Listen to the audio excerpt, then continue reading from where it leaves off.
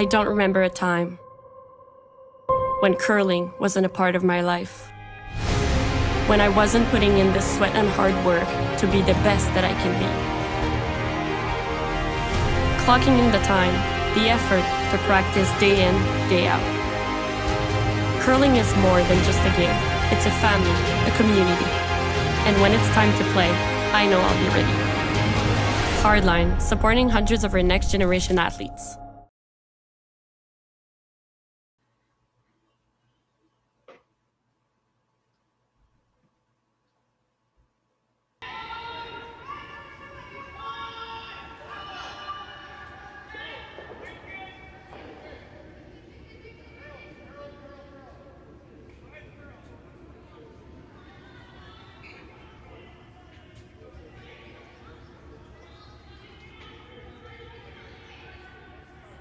And welcome here for some more continuing coverage of the Saville Grand Prix, brought to you here by Curling Stadium. We're delighted to have you along.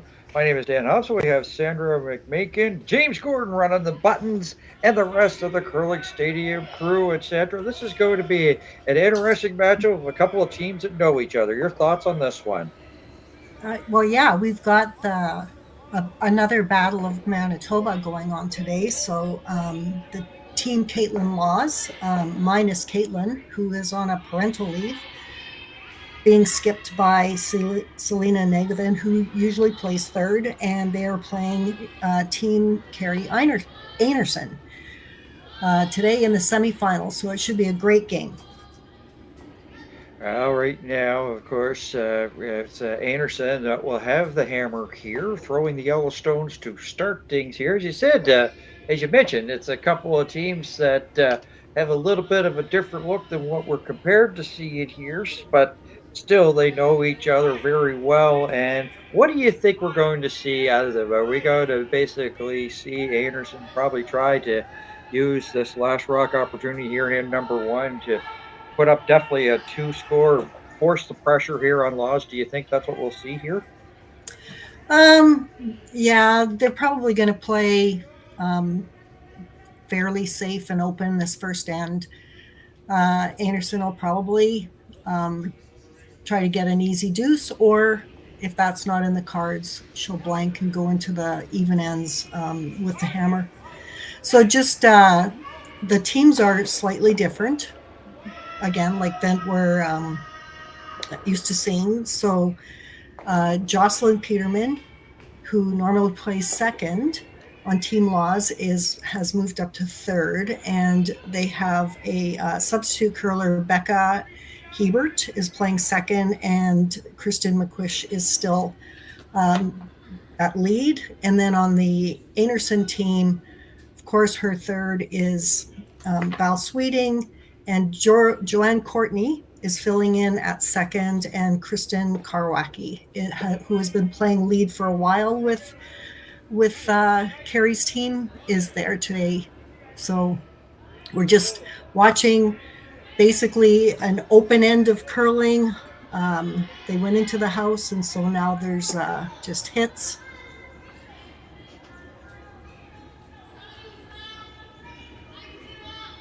As you see, the front end here trying to rush this rest of the way, and they will pick a part of the stone, remove it, and get a little bit of a roll towards the 12-foot area to lie one.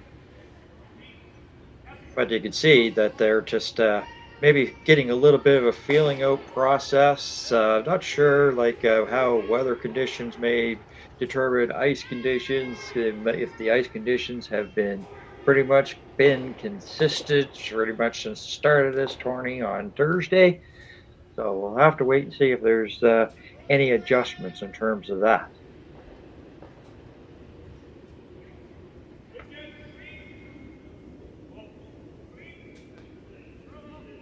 Mostly doing this one just for line right now, and as you see, they will get a piece of the stone, a little bit of a roll, and roll more towards the center line area to lie one. Team Laws. As I said, Laws in the red stones, Einarson in the yellow, and Einarson has a hammer here in end number one. Yeah, so in the previous game where Team Laws was playing Team Kim, Yoonjung Kim, the ice on that, like both teams basically stuck to, down weight, 11-second hog to hog hits, where they had a little bit of curl on those. It was very weight sensitive, though. If you bring your weight up at all, it doesn't really move. So, and there was, basically good swing, somewhere around 4.5 feet of swing, both sides. The previous sheet had a little bit of a flat spot coming towards the scoreboard on the right. So there was a little bit of inconsistency the last game. So I'm just going to keep my eyes open for anything like that on this game. Was a previous skip before, of course, joining Einarson here, Val Sweeting, and this is also typical left-hander curler. She's been doing that for years. As we're into the third stones here, quickly moving along and in number one, Sandra. Yeah. Definitely saving some time for sure. Yeah. Not sure if they've got dinner reservations or not after this one is over, but once again, now they're going to go to the right side of the sheet as they get another hit and roll. And Yeah. definitely, you can see if. Sorry, go ahead. I doubt if either team has dinner reservations right now because they're both trying to get to that championship game, right? When is that? Well, it'll be a little bit later on tonight, but you could definitely see that they're not wasting any time and played pretty much pretty quick end here in this end number one. So not really much in terms of a lot of rocks in play, just have had basically one here in this first end.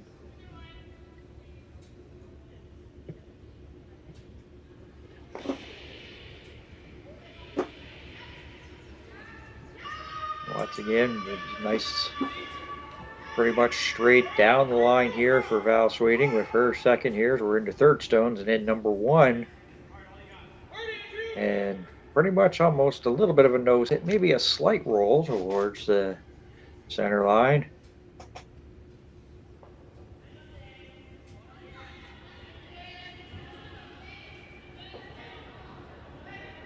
So you mentioned, of course, off the top, of course, with Laws on having second child on the way. All of a sudden, you've been a third, but how much of an adjustment is it here for Selena going from like third to skip, especially in this big tournament going on right now? Yeah, we talked about this a little bit, and I tried to look it up. So when this team first formed, which was right after the last Olympic cycle,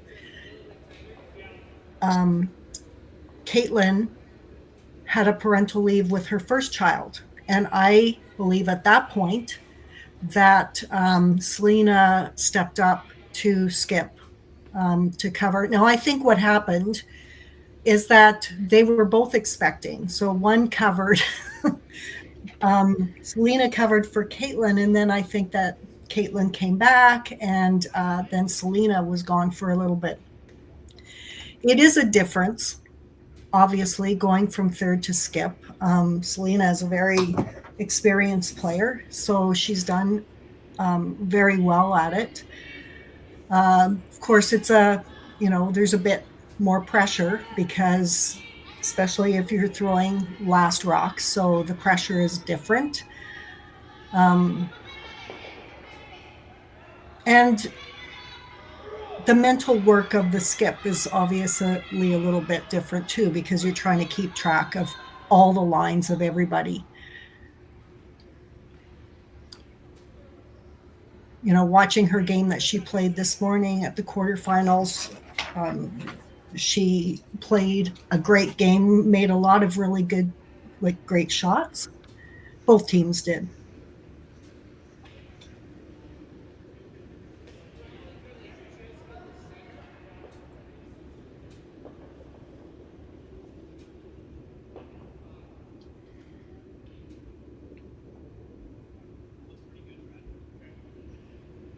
Final stone here, but not the last rock here.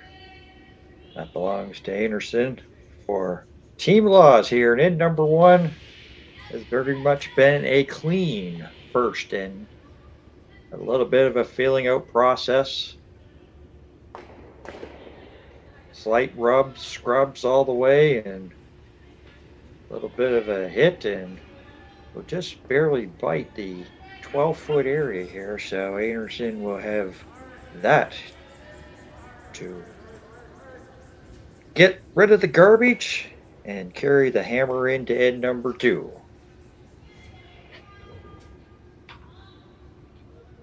Very important that sometimes in this sport, it's you may not be able to win it in the first end, but you can sometimes lose it. So with a couple of teams that are like world class, like Team Laws and Team Einarson, definitely really not too much of a surprise to see them, go, especially at this juncture of the Grand Prix Championship, to have a clean first in here. Yeah. Yeah, they were. Final. They're not taking any chances. So, just enough to get a reasonable read on the ice, and they're just, the typical is if you have the hammer, that if you can get an easy two, that's great. Like if there's been a miss by the other team or something. Otherwise, just heads up, we're throwing the break here, Sandra. Okay. Okay, so first in is in the books. No score. We'll be back here with more of the Saville Grand Prix in just a couple of moments. Handcrafted in Canada, Hardline's ice pad has revolutionized curling for over a decade. Engineered with top-tier precision and durability, it is backed by an unmatched 10-year warranty. Designed for curlers at all levels to sweep effortlessly with maximum efficiency, it is trusted by the world's best curlers, including Olympic and world champions. It is quite simply the best brew in the game. Hardline. Join the revolution.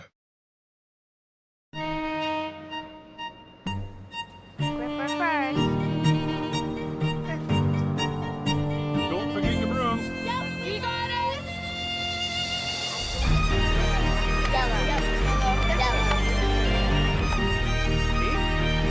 Come on up. Okay, well, what do you got? You got one, you got two, you got... Just one more throw, please. You make moments like these possible.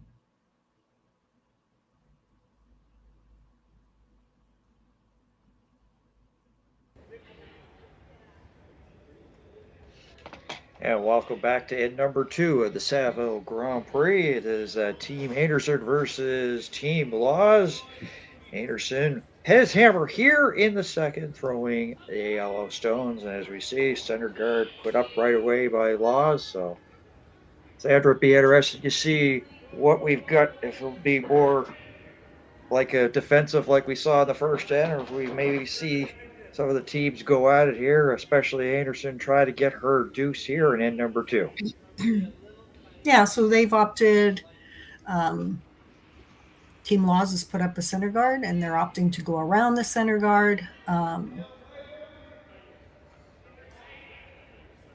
So typically their other option obviously is to put up a corner guard. They might not want to go with that messy of the front of the house still when it's only the second end. A pretty good shot, like as you see, really buried in behind that guard. So couldn't ask for a better throw there. Here from Kristen Karwacki, who's playing lead here for Einarson. So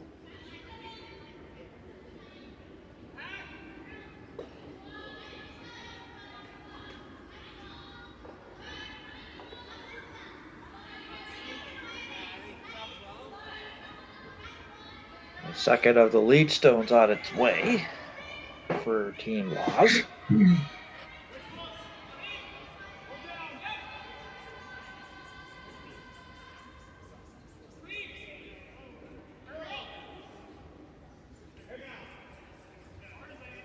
As you see, it gets a piece of the 4 foot, so we've already have more stones in play than we did here in the first end already. So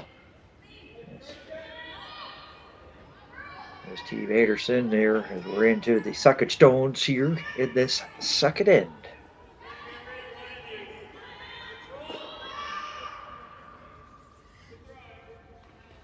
Easily moving the red stones. So right now, Team Anderson lies to here in end number 2. Yeah, so Selena's gonna try and get rid of this with sort of a down weight kind of hit. She is trying to get that roll over in front of the other yellow rock.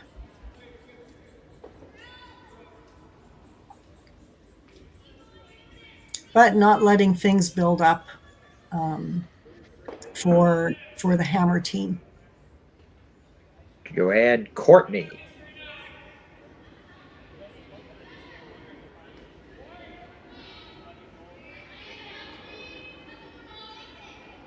Well by that center guard as it starts to come in, starts to dig in, and will, with a nose hit, remove the yellow stone. Yeah, so didn't quite get the roll that she wanted.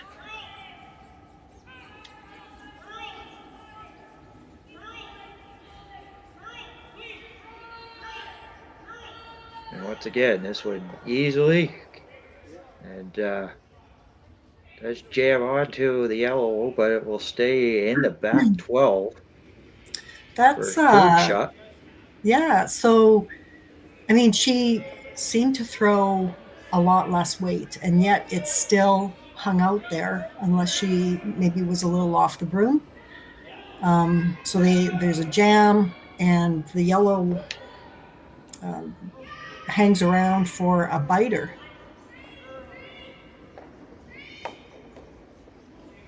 Well, it may be not dangerous right now, but we get closer to the later stages of the end, that may come to a little bit of a factor for sure.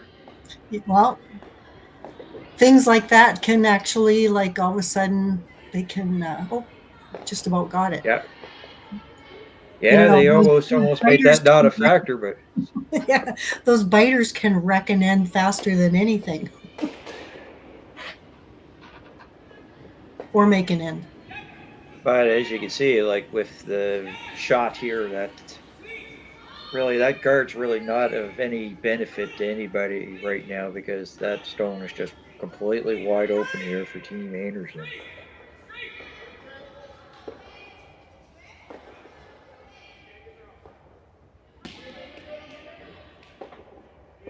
Sweeting and Karwacki put the probes down, as you see. Now they sit 2 here, as we're in the late stages of end number 2 in a game that's really moving along pretty quickly. Yeah, so Team Laws is still going for that elusive roll behind their guard, just to make the takeouts tougher. So with that biter on the side, I mean, it is possible, like a deuce is in play, and possibly even a 3, depending on what happens going forward in this end. And they just got by the guard, and they leave the yellow stone really wide open there. And once again, another one there in the back 12. Yellow one is right now 3rd shot. The red is 2nd.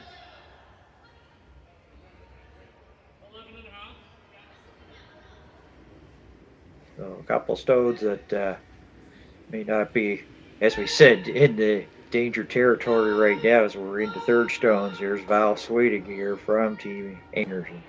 Yeah. With her first.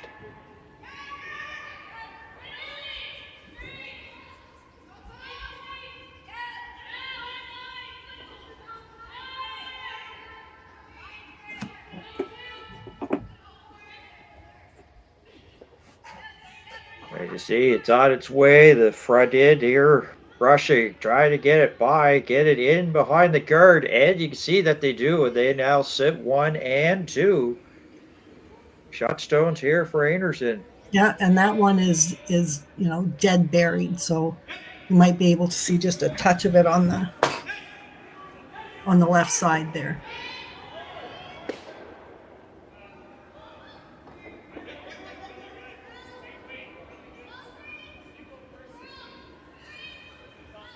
Already see the indication here from the brushers. They had a hand signal up, so I'm not sure if it's going to be good news or bad news. We'll have to wait and see as they are on this stone right away, Team Laws is.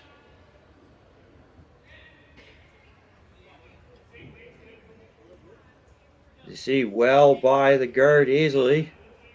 They should have a little bit of a roll. Yeah, they got a little bit of one. A touch. Yeah.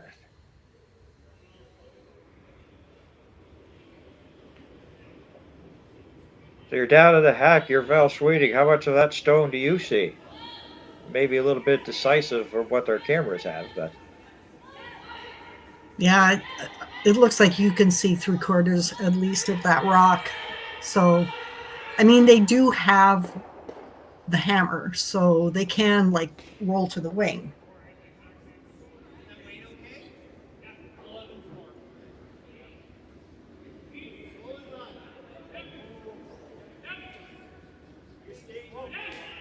Which they did. So you see a lot of stones there in the back 12. Yeah. And So just biting the Anderson is forefoot laying area. 3 right now.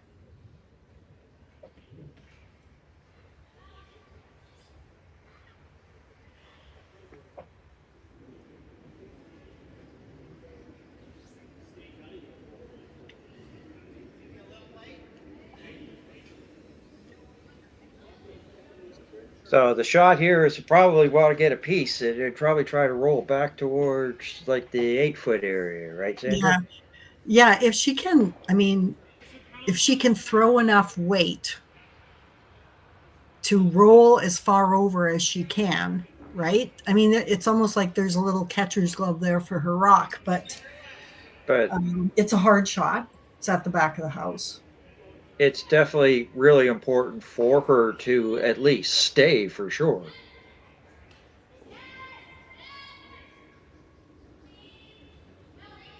We're going to skip stones here in end number 2.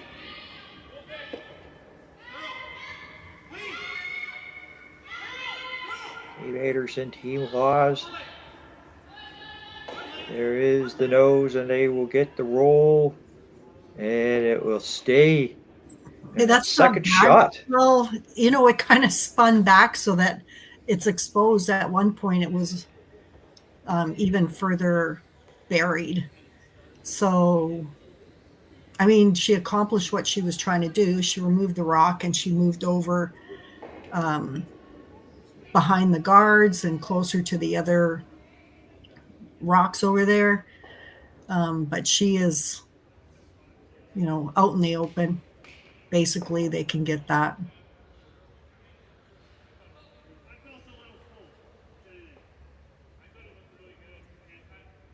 Anderson and Val Sweeting having a good chat here to talk the options over.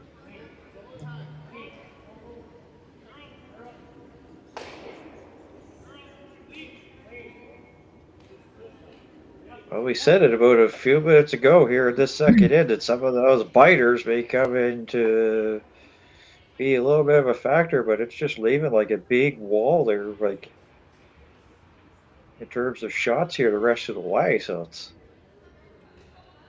very, I mean, very difficult. Yeah. Yeah, her goal is to get 2. So, I mean, if she goes for the one at the back of the house, I mean, that would be something that you would have for your last shot. You know, if you were able to use it for your last shot to get 3 or something. But right now she needs to make sure that she's in a good spot to get at least her 2 without giving the other team something that's going to let them out of the end.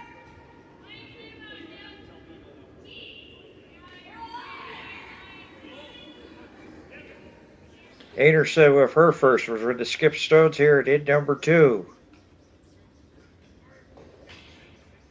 Well, it's stop, or it's going to stop just back for the second shot. Yeah.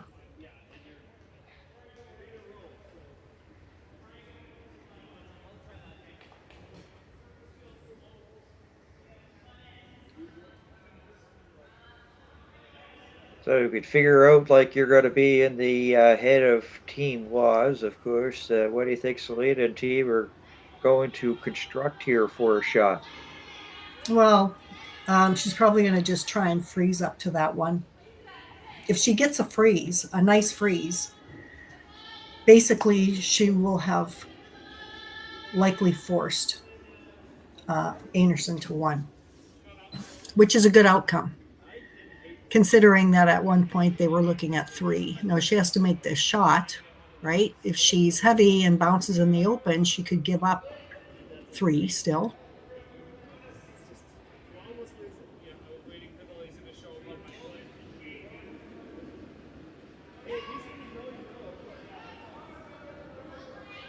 Final stone for Team Laws without hammer here in end number 2.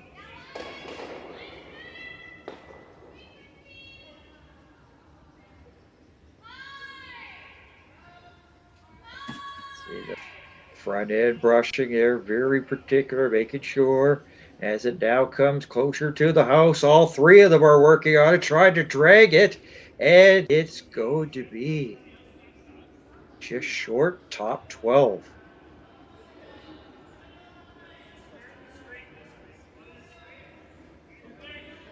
So now you said the 3 was in play and it could have been down, but the 3 is back in play now. We just got to find a way to get there. Yeah. Here from Einarson. Well, she's got the entire half of the house to draw to, and she really, well, all Skip's hammers should go to the T line or the button if you can get to the button, but the T line. But I mean, she really just has to bite 8 foot, and she's going to get her 3.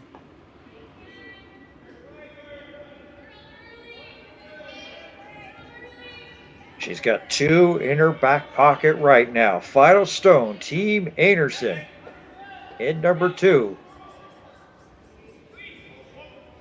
Trying to get Team Laws to pay for being short there on the previous draw. Trying to get the 3. The guard. Look at how this one is getting over. I mean, it looks like a good shot. I believe they got the stick for the 3. So what was a defensive first in? Einarson puts up a 3 here in the second. 3-0. Laws will have hammer and will have end number 3 right after these messages.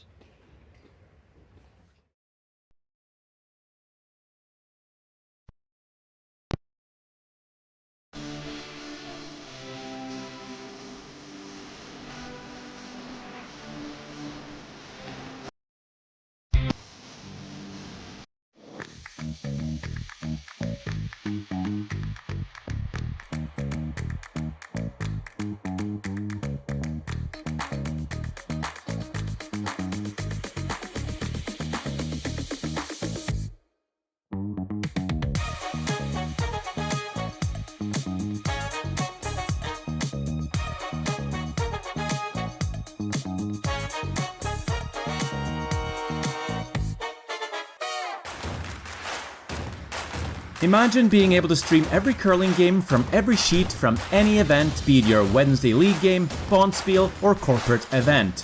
Curling Stadium offers an all-inclusive streaming solution featuring high-quality cameras, ease of use, great reliability, and minimal installation.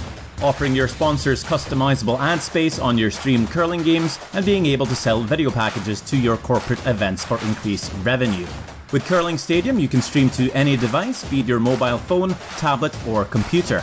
Push the feed to your desired platform, be it Facebook, YouTube, or any other social media. Curling Stadium is simply the way forward. Where it's commonplace in other sports to televise every game, we want to do the same. Curling is a global sport, and it's time it gets the coverage it needs. Make your curling club the next Curling Stadium.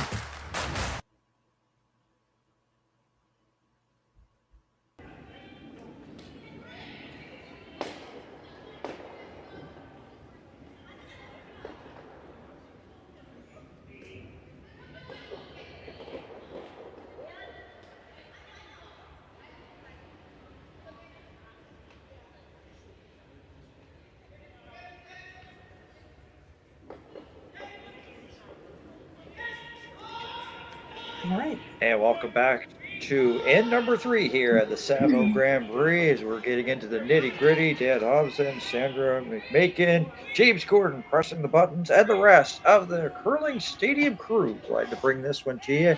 Einarson with a 3 in end number 2. So it is Team Laws with the hammer in number 3 throwing the red stones. And you have a funny feeling here, Sandra, that it definitely wasn't in the playbook there of Team Laws to give up a 3. So we have a funny feeling that this may sort of change the game here, and it may make Team Laws be a little bit more aggressive earlier than what they really wanted to. Do you agree? Yeah. So they had a couple of half shots in the last end that caused Team Einarson to get up in the number of rocks that we're counting. And, it's just one of those things. But the danger is that they try and get a 3 back.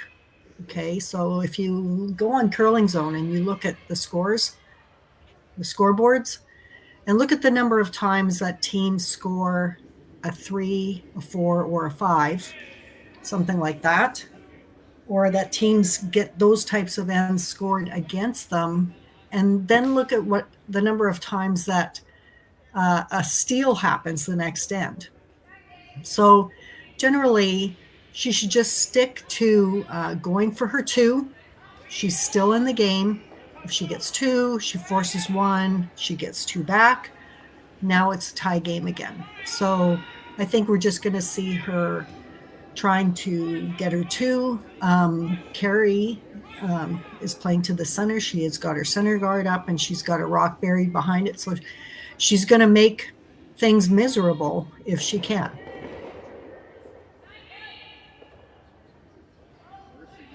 Well, as I said, in the first half, there wasn't a lot of rocks in play, and I think that was, there's a term that we use in this, and it's called game on. So it's like, here we are, game on, in number 3.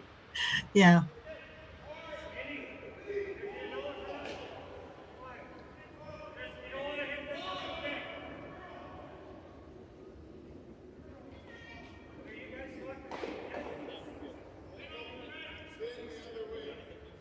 And that will stop at the back 12. And right now is just probably by about maybe 2 or 3 hairs the second shot here for Team Einarson.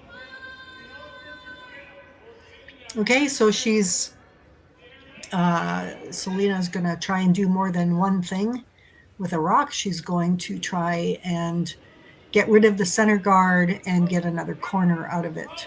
So I don't believe that she's playing just a straight peel, although if she gets a straight peel, she'll be okay with that. But you see now she's got 2 corner guards.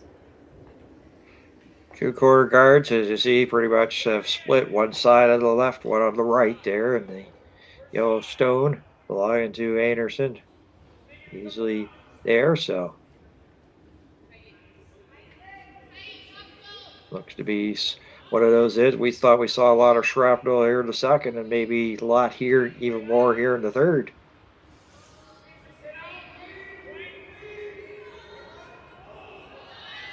The gate got off the brushes here a bit on this one.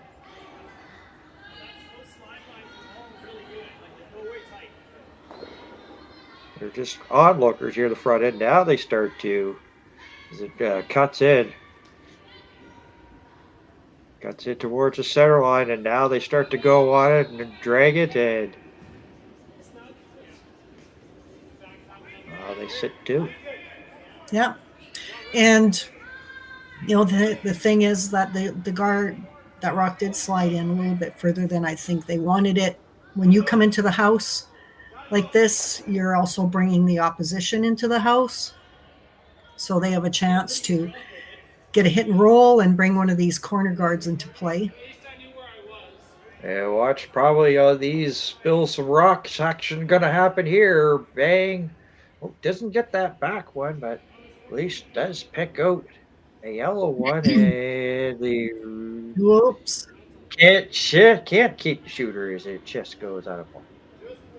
As we're into third stones with Val Sweeting. Yeah, that was a little bit of a missed opportunity. It's one of those games. So Yep. it's one of those games where it's like half misses here by Laws so far, and just Anderson is kicked the door in. But that's to be expected when you get here to like the playoff portion here of these championships. There's really not much room for error. You give a team half a shot, and that's just almost like giving them off to the races. They'll put a guard up and Yep. protect that yellow stone. And here, I mean, this is, a much better guard for them. It's out in the free guard zone. And unlike the last one, you're not actually bringing the opposition into the house. It looks like they're going to probably see some big weight here and try to pick it out. They'll do the run back here.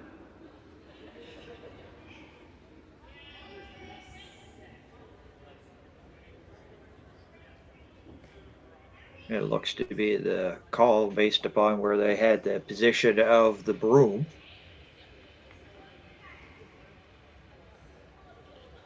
Yeah, so she's Now thinking. having a little.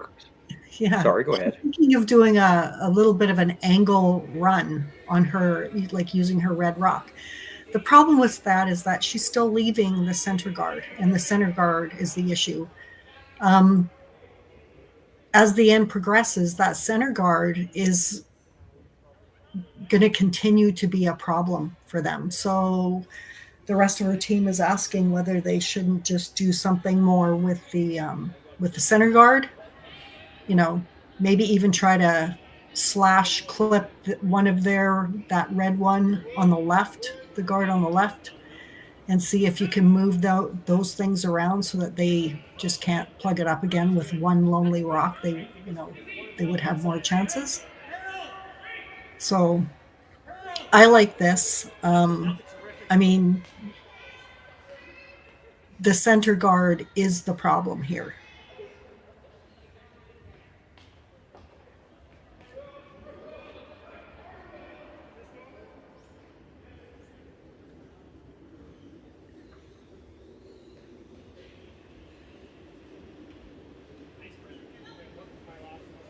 Well, it's definitely like the thing is like the run back. There's just so much room for like error. So, yeah, I like the call here. Try to at least get rid of this. At least open up something here so you can still have like a path or a port to get through if you need to.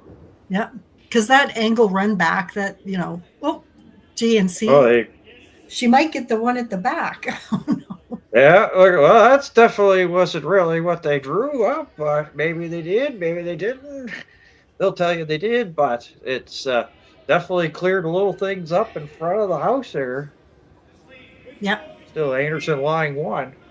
And that is actually not a bad shot. It kind of depends. Well, right now, it's going to probably bring the blank into play. It's an odd end towards the scoreboard, and a blank is not the end of the world for Team Laws either. I mean, she can go into the fourth end with the hammer and get her deuce there. The hit and the rollout. So once again, as I said, get to be a broken record. Don't want to be, but Anderson now line one here. So going back to the old 80s and 90s game here. Well, I wouldn't say 90s, but definitely the 80s for sure. It's when you had those 1-0, 2-1 games where it was peel, lose the shooter, blanking in. Looks like we're on our way here, and that we're in number 3.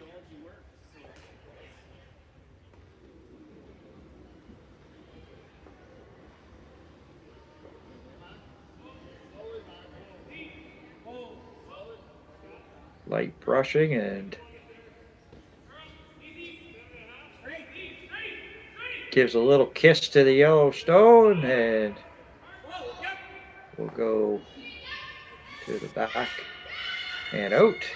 So it's Laws line one here, late stages in 3.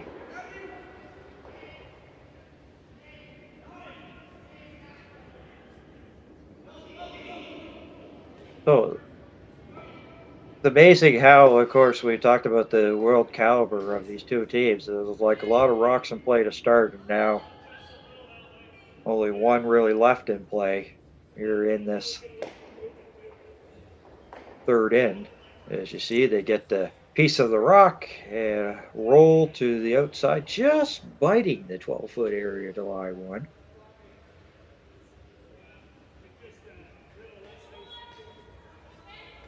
You see Kerri very particular at ice, making sure nothing gets in the way of this throwing path here on this final stone for her in end number 3.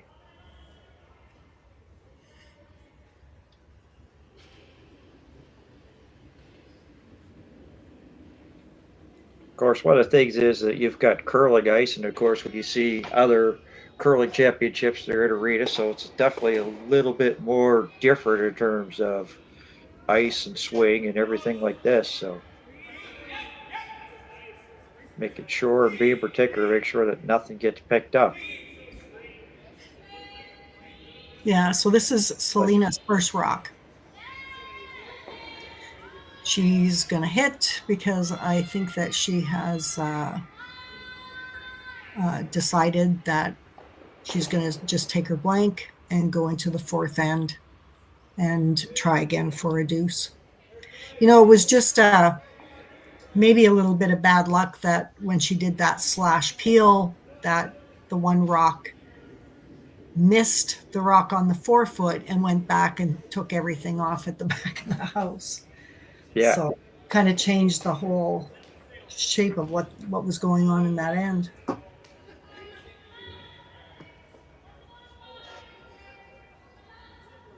So you see they're getting a little bit further and further out away from the tee line, and the button is there.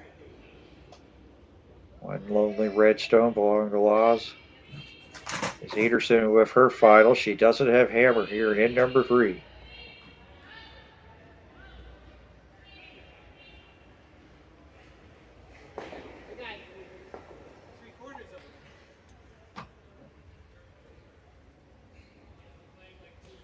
You see, they've just one brusher, light brushing, so pretty much will tell you that they pretty much are right on there for the shot, coming closer to the house.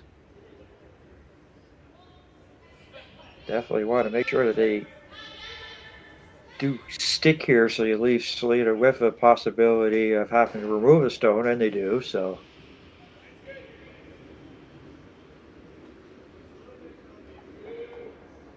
Selena places the broom down and get ready to throw her final stone. Here, last rock, end number 3. 8 ends they play here, so as the final stone is on its way here from Team Laws. Looking to get the hit, roll out to carry the hammer end to end number 4. They're sweeping for curl. Got it. And does get the rollout. So a couple of blanks here in this one. He had one in first end and a blank here in 3. So we're going to head to the fourth. It is still Team Einarson with a 3-0 lead over Team Laws. This is the Saville Grand Prix on Curling Stadium. Back with the fourth end after these words.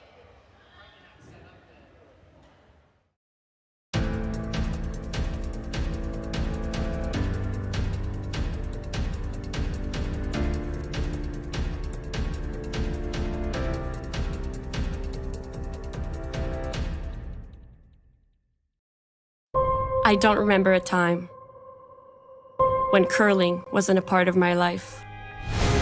When I wasn't putting in the sweat and hard work to be the best that I can be.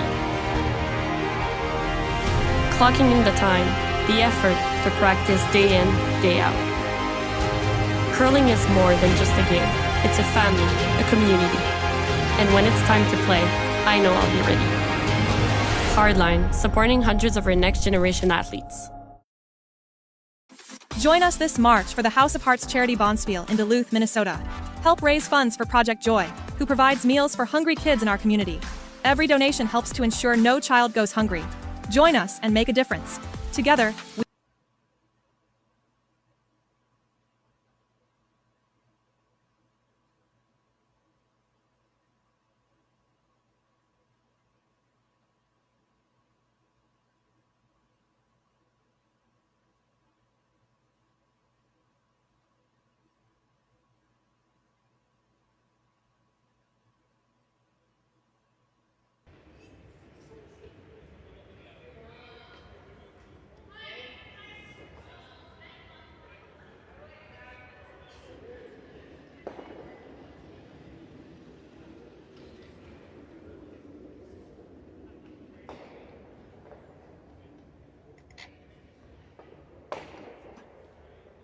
And welcome back here as it is the semifinals final Sunday here at the Saville Grand Prix on Curling Stadium. Sandra, McMakin, Dan Hobson, James Gordon doing a fantastic job directing, and the rest of the Curling Stadium crew here. We're into end number 4. Once again, Team Laws has the hammer here, and they're throwing the red stones. And really, when you think of it here, Sandra, other than that maybe bad second end, hasn't been really much in terms of give and take here between the teams. It's been pretty tight. Your thoughts? Yeah, of course, that second end, we already talked about how there was just a couple of half shots on the part of Team Laws, and that let Team Einarson sort of accumulate rocks in the house, and that's how they ended up with their 3. They did have some really nice draws where they were just dead buried. In the last end, obviously, Team Laws would be trying to go for a deuce, but just the way that things worked out, she tried to do a slash double and maybe pick off the rock that was on the forefoot, and that cleared off the front of the house, plus also cleared off all the rocks that were at the back of the house, which changed the end and turned it basically into an open end that was blanked again. So here we are into an even end going towards the glass. So Team Laws has the hammer, and they're going to be trying to get a 2 with their hammer. They've put up their corner guard, and that's where we are right now. Yeah, we're into the second stones, moving along here in end number 4.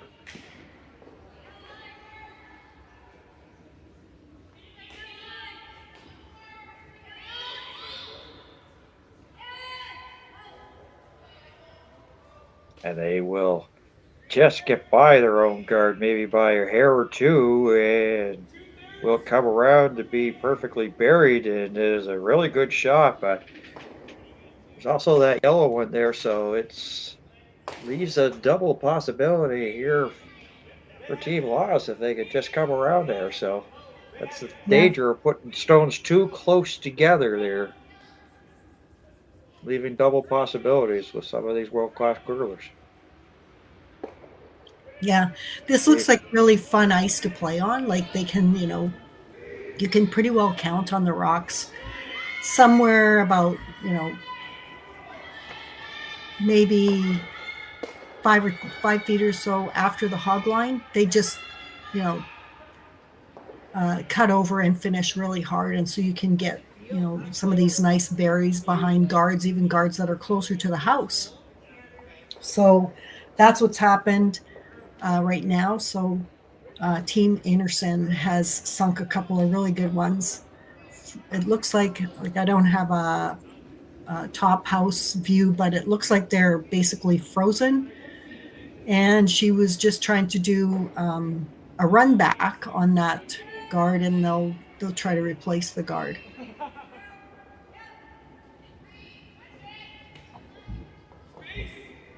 Thought we might have seen like all kinds of like shrapnel being placed all over the house there on the shot, but not to be. And as you said, they're just going to put another corner guard right up, and they're going to try to get it buried. And not a bad shot there. Almost like a perfect guard. You don't want to be too long, and it's good spot there. Sorry, Sandra, go ahead. Yeah, it's a really nice spot. I mean, there's not much that you can do. She's got to address the guard.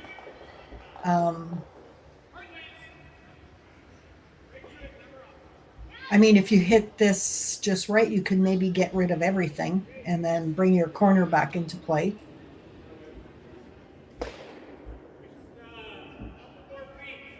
So almost a similar shot here for Team Laws as the previous throw.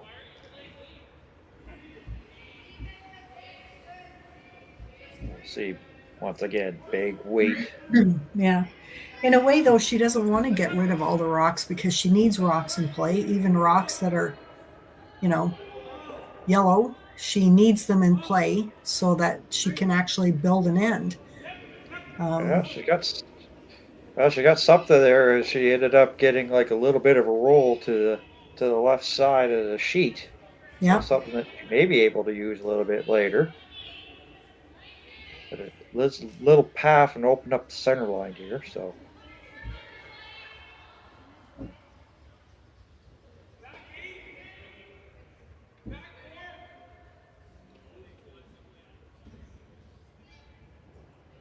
It almost puts it right almost close to it, but based upon our view there, you could probably see like a little bit of half a rock on the outside turn there.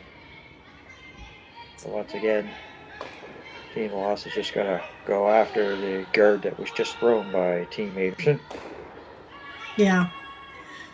Yeah. So this is her second's or her third's first rock. So she has decided that she's going to go at this one more time. Other options that she has is she could come with a little bit, now that she can see a little bit of those rocks, just move them around a little bit.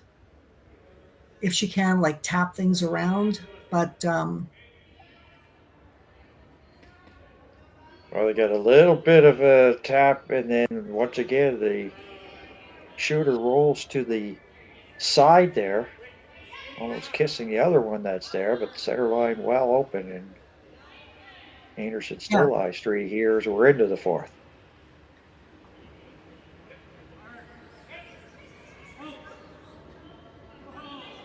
Yeah, so because she's moved those rocks around that so that they're not like almost directly frozen on each other, you can't really guard them just with one rock. But she did put a pretty perfect guard on the center line rock. So they're going to go one more time.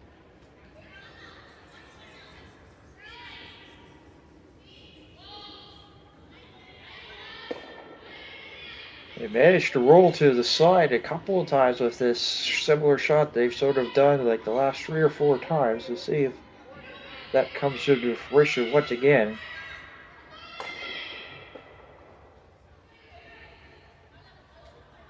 Once again, they're hard on the rock here as it just get past the line, and this one will roll a little bit more towards the outside and out, so they couldn't keep the shooter. Einarson still lies 2 here, late stages of the fourth end.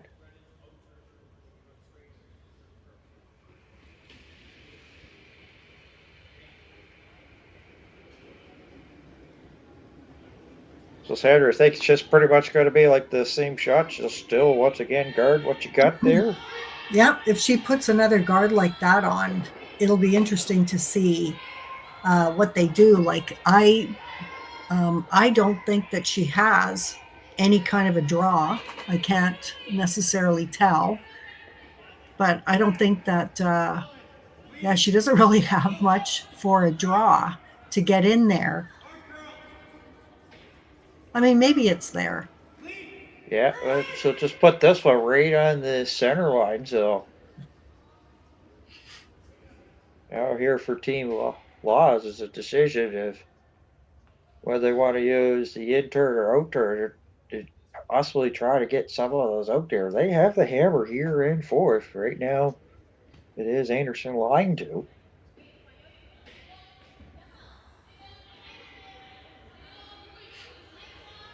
Just seems like Team Laws has always had the more difficult shots here. So give credit here to Einarson for putting the pressure on.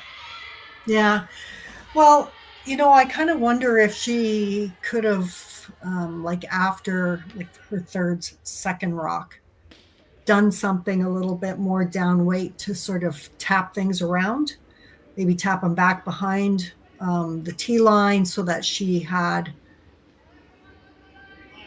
some sort of a draw or something to get in there.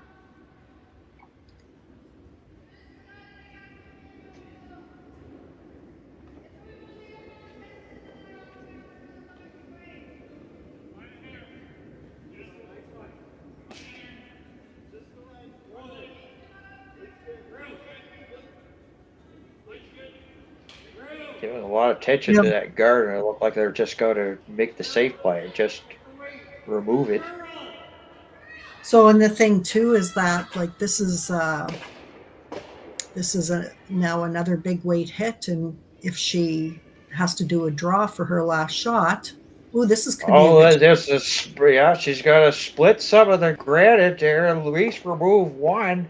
They're brushing hard to try to get the out into the back 12, and they do. So instead of Einarson line 2, they now line 1, but there's redstone of laws there right along the middle of the ice, center line. Yeah. But you see that yellow pretty much wide open. Well, and even more important, she now has some options, right? She has an option for a last shot because they're not going to be able to guard everything. Now she can come in and she can tap that, and that would make things really difficult. But there still is a draw path on the outturn side. So depending on where these rocks are, like there still is going to be a draw path on the outturn side for them to get at least one.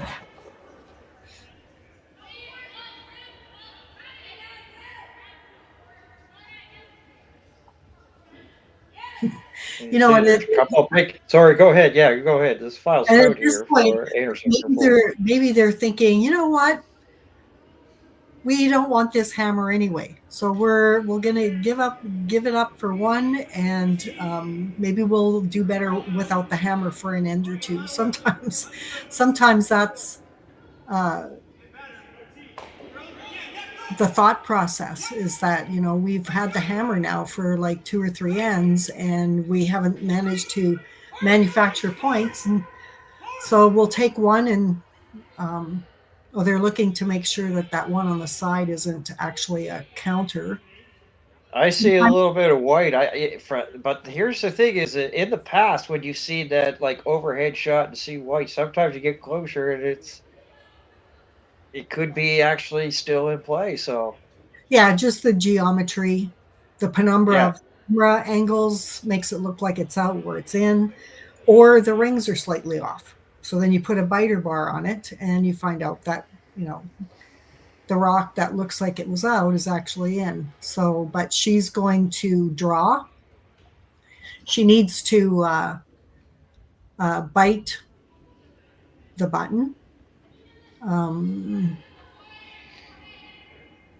to get her one and go into the next end, down 2.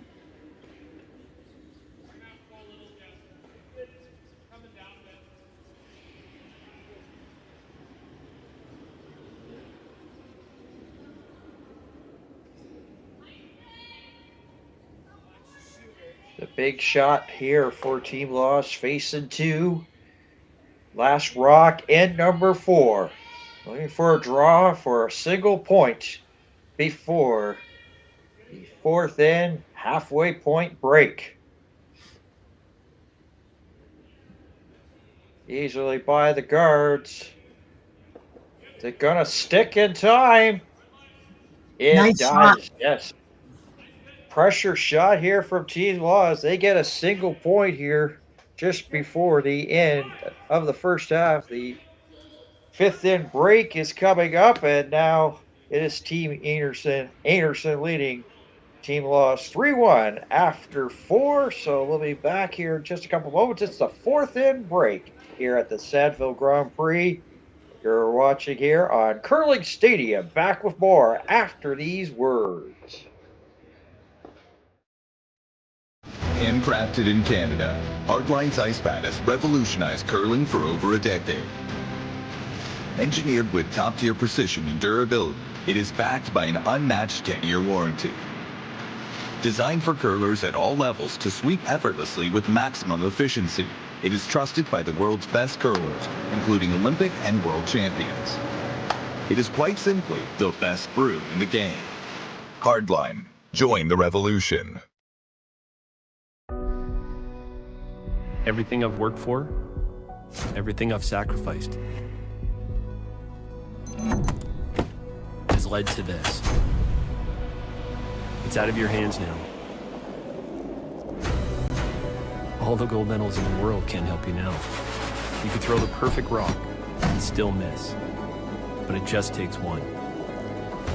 You leave it all out there on the ice to leave behind a legacy. This is it. It all comes down to this rock. The hours in the gym, the weeks away from my family. This is what I've been training for.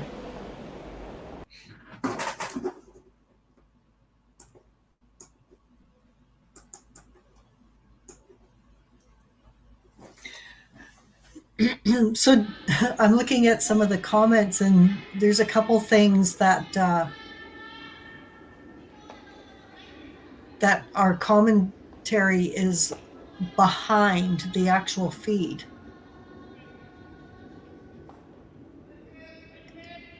Yeah, because I'm finding It's really broken up. Yeah. Yeah, that's the thing, is that all of a sudden the shot's there, and then boom, it's like we don't get a chance to see the reaction, like what caused it. So. Yeah. So we are back. And we're back here.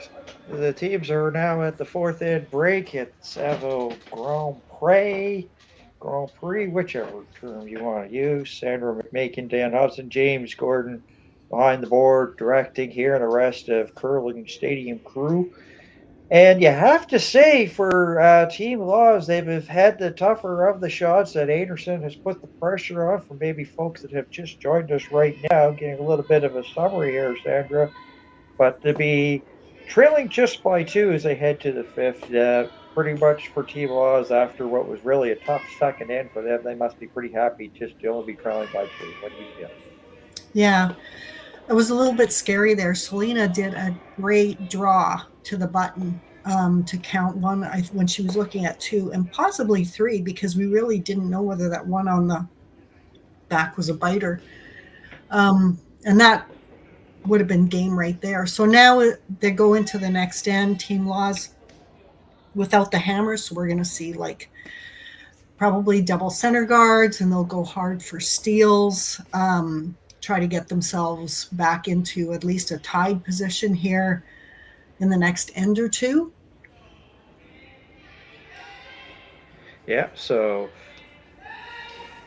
we had blanks in end number 1 and end number 3, and so far the big score came from Team Einarson in the second when they got a 3 spot, and that's basically was just a couple of half misses there by Loss. As we're underway here at end number 5. Einarson with the Yellowstones has hammer here in end number 5.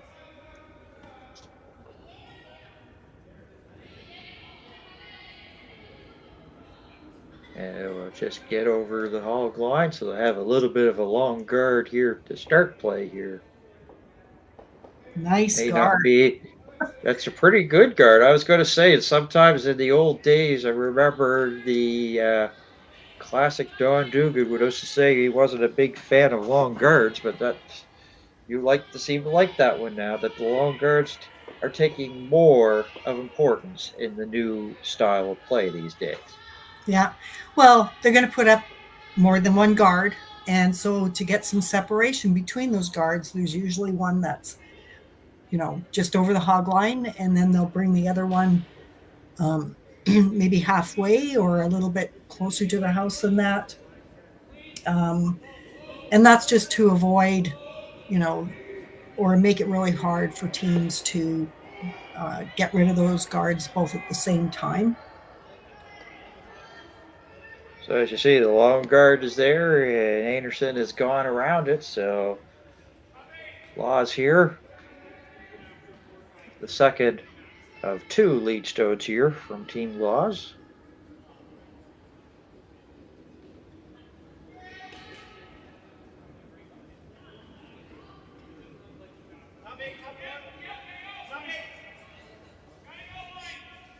This one will come into the house. Sit top 8. be second shot as of now. Yeah, a little bit of a mistake there. They wanted to keep that out of the house again. You know, when you slide into the house, you've now brought the opponent into the house with you. So she's going to try and hit and roll over to the side. And I would imagine that Selena's going to just continue on trying to, you know, build that double center guard strategy. Well, sweeping, dragging that rock there to the house, and they'll give a little kiss to the red and push it to the back. Their shooter will go to the side as they try to get that red stone out, and they do. So once again, Einarson's team applying the pressure as they lie to just early stages in number 5.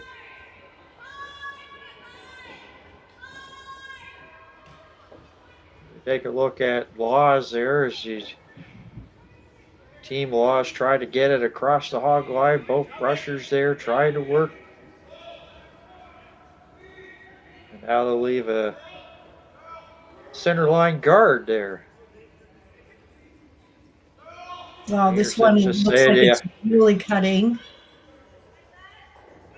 They've got it by. If they can just get it a little further away. That's pretty good. Okay. However, free guard zone is off. And so now they'll try and get rid of these center guards. Got the big weight being thrown here as they're going to try to clear out in front of the house. Team Einarson. Long guard not a factor, just punches that out. Can't keep the shooters that will go towards the side, but definitely opening up the scoring area right now.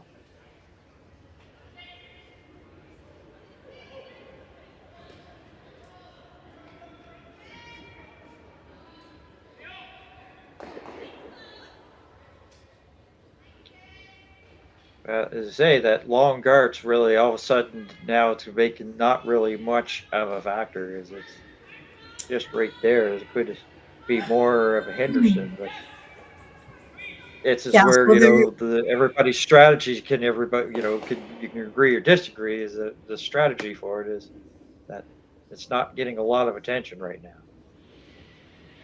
It's once again another guard by Team Lost thrown up. Yeah. So when the second rock slid into the house, so you need all 3 of your rocks in the 5 guard zone. When you don't have the hammer, you need all 3 of your rocks in those positions, right? You need your 2 guards up front, and then you need your 3rd rock to come around behind them. And then you would spend the rest of the end protecting that. So when the second rock slid in the house, now they're waiting for a mistake. Okay. At some point, I would say that she's going to, try and maybe freeze on the one that's on the 4-foot. She has to watch out because she doesn't want to give up another 3-ender because that at this point could put the game a little bit out of reach. But she is going to continue with the double center guard for a rock or 2 more.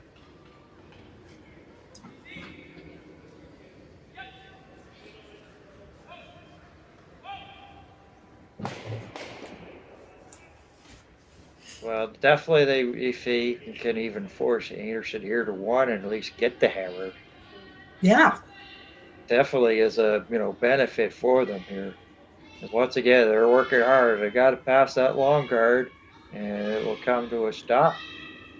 Yeah, this is actually quite a nice. Yeah, this is actually quite a nice guard, because you can only see a little bit of it. So, is she going to go for this one? She might decide if she can't see enough. Pro side would be you pick off the top one, right? So, there's nothing hurting that they go for this rock that they can only see a bit of. Southpaw Val Sweetie. Easily by that one. picks it off and will roll to the side and out.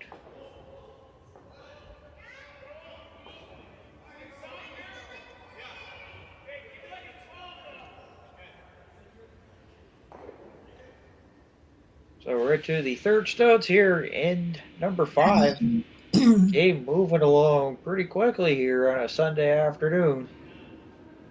Both trying to get themselves into what would be the final. The big field that came here, Sandra. So it's to get down to the nitty gritty. Kind of really not surprised to see these teams here in the playoff contention here. Yeah. That's, even if it's like some of this, even though it's a little different team, Einarson and a different team Laws, it's still like their fifths and backup players have been playing well all weekend. And as you see, they leave one there just top of the, just back of the 12, or top of the 12. Yeah, catching a little bit of the 8-foot area, sorry. It was, yeah. It looks like there's, 24 teams? But it's got a strength multiplier of 7. That's, that's pretty high. So I think that the games that were in pan-continental games that were in Lacombe this past weekend, I mean, on the women's side, they also had a strength of field multiplier of 7. So these are,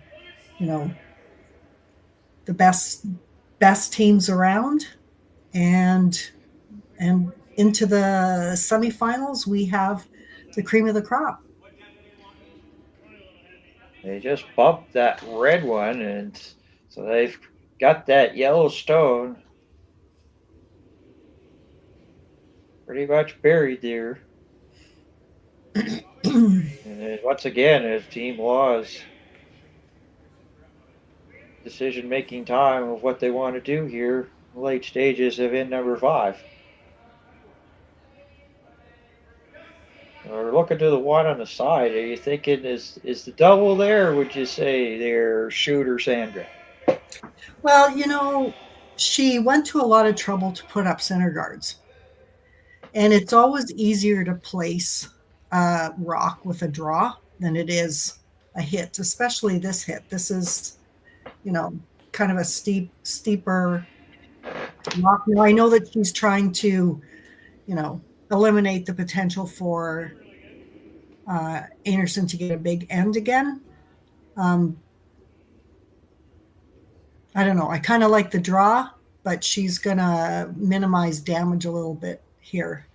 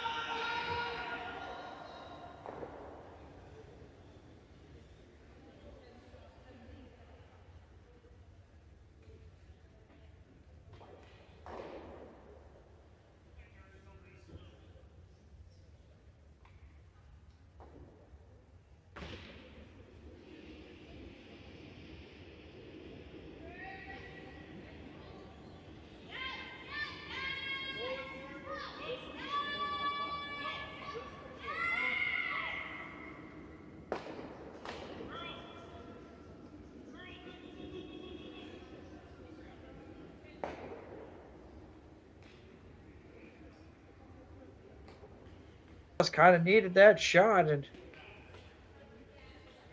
Einarson, who has hammer here at end number 5.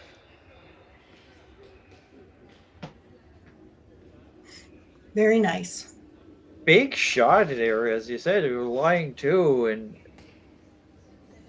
was Einarson, and then of course Selena with that nice shot to just sort of clear things up, and she's had to seem to have a lot of the pressure cooker shots here in this one. Yeah. So Kerri is electing to do the run back because, from the hack, she probably can't see more than maybe a third to half of that rock. And I think this is one of her signature shots. Into skip stones, the first of two of Einarson. She has hammer here. Oof. She'll clear some things as well as bump that red one back, but roll the yellow stone to the 12. Still Laws lying. First shot to lie 1. Yeah.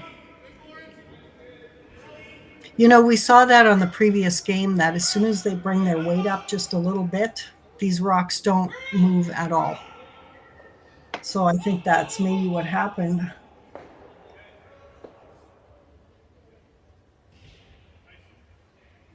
So, to me, if she draws, she's going for a steal, which I think is what she wanted to do. If she hits, because they keep looking over at the yellow on the 12-foot, if she hits, she's basically conceding a point. So if you're going to claw your way back into this game, I think that she really needs to, where they have the broom, that's a good shot. That's a good place for this rock to go.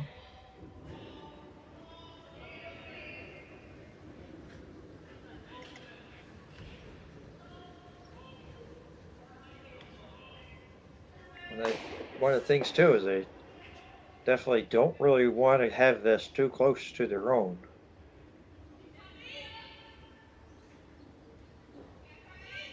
You have Einarson here with a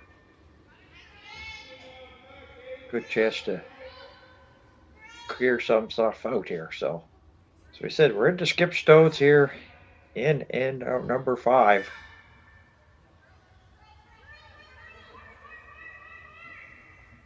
And they'll bring this and it will sit there in the top 8. So now it is Team Laws line 2. You can see now this rock is really going to start to cut over. Placement is really important here.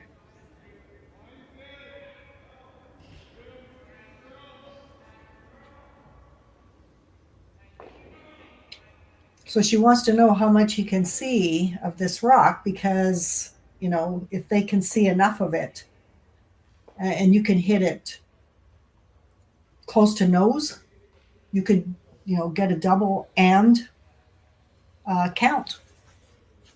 How much confidence is it here for Einarson to have Val Sweeting as her third, to a former skip in the past who's had success on the national stage, to bounce ideas off of? I guess that must be a really good feeling to have, isn't it?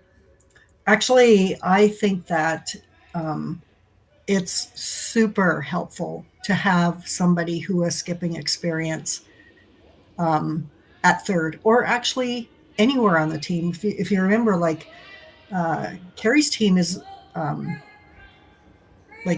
it's different right now, but Kerri's team was 4 skips.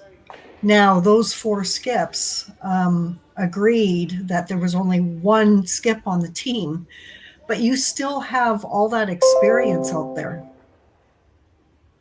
Well, they did the force and ended up Laws will get a point here to make it 3-2. Einarson will have the hammer here in 6. So all of a sudden, that 3 spot just went right across that Einarson got here in the second. Is now sort of a 1-point game. So as we head into the final stretches, we've got end number 6. We'll have more of it here from the Saville Grand Prix here on Curling Stadium after these words.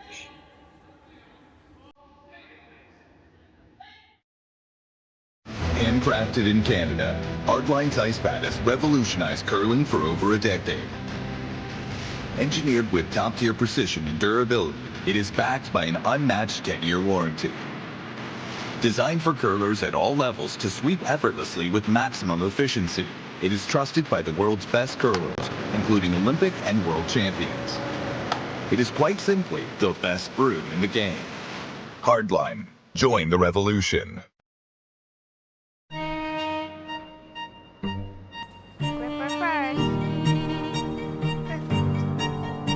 Don't forget your brooms. Yep, you got it.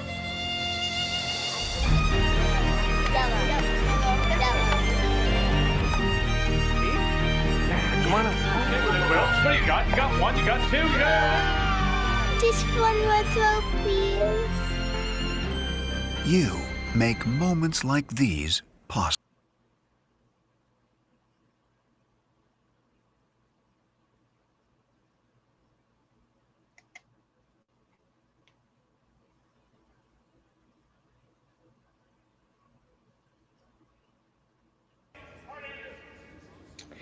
And here we are.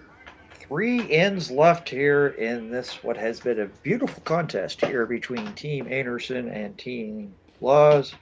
Einarson has the hammer here in 6th, throwing yellow stones. A steal for Laws there in the 5th. And that was a big point there that Laws got there as Sandra McMakin joins me, as well as James Gordon doing the switching of the rest of the curling stadium crew. And that 3 spot is almost wiped off the board here for Team Laws as we get into the late stages. Couldn't ask for. May have been a slow start, but a better finish here for Laws Team Laws as they're here in the 6th. Yeah, so that end worked out really well for Team Laws. She basically stuck with her strategy of double center guard, made a decision to go for a really tough double to hit and stick behind one of Team Einarson's rocks, and it ended up that she was in a great spot to place a rock and get a steal. So now it's a 3-2 game, and we'll probably see another end where we see an end where we've got 2 center guards again. So. Yeah, the score hasn't really sort of told the story a lot. With it being like a 3-2 contest, there have been ends that have had a lot of rocks in play, but some big shots at big moments here has sort of made this a low-scoring affair. Now, here's a question I'm going to put on to you. I'm going to put you on the spot, Sandra. The lower the score, who does it favor, Einarson or Team Laws? The lower the score? Yes. You know what? I'm not exactly sure. Like we haven't seen a whole bunch of rocks in play. We've both teams hit when they don't have the hammer, just to make sure that there isn't an opportunity for a super big end. So they're both playing a little bit more defensively. Well, now we're seeing more rocks in play because it's an even end, and Team Laws is still trying. They're going to go for another steal. Second stone being thrown by Rebecca Hebert, and we were kind of talking just off air before this broadcast. No relation to Ben Hebert, so we all got a little bit of a giggle there before the broadcast started on that one. We had Courtney with a hit and roll out.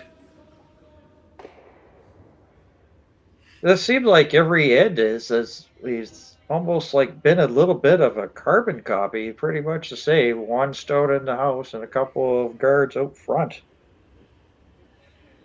At least that's what it feels like on this end for me. Yeah. So Team Einarson has a couple of rocks in the house. They're going to spend time getting rid of some of these center guards. And I think that it looks like Selena is going to go hard for another steal. She's just going to continue on with that strategy. And if she gets a break along the way, hopefully, place rocks in a way that she gets another steal out of it. Another steal, it's the sixth end. Then all of a sudden, they're tied and there's only 2 ends left. And the fact that they have been able to actually steal, like sometimes you just aren't able to manufacture that. They're doing pretty good with that. And when they had the hammer, they were struggling a little bit. Now they're sort of picking things up without the hammer. So maybe that's sometimes what happens with teams, is that they just switch and, the side of the hammer switches for them and things click better.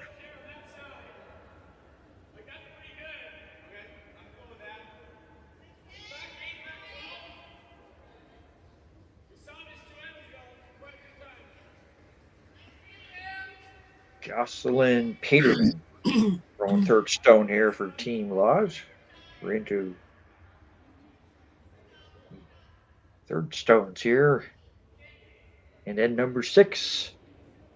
And almost just like last year where that red center guard was there, the start, it's gone right back there. So yeah.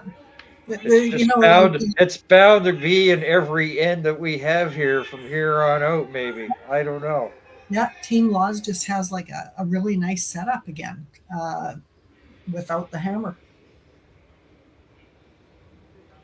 Val Sweeting, her first of 2. Lots of big weight. The brushers haven't had to lay a brush on it, and smack dab on the red one and removes the shooter as well.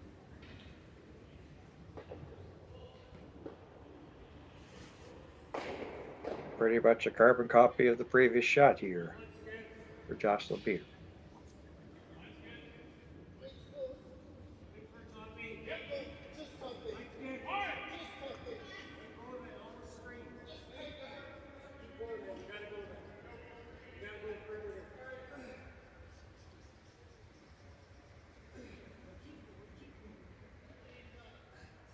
They're going to come down and have a little chat about this here. So. Yeah, so we're into thirds, second rock. And I think they're just wondering whether they should delay coming into the house one more time, or whether they should just, because they do have the 2 guards at the front. Mind you, those guards are kind of close to the house. But it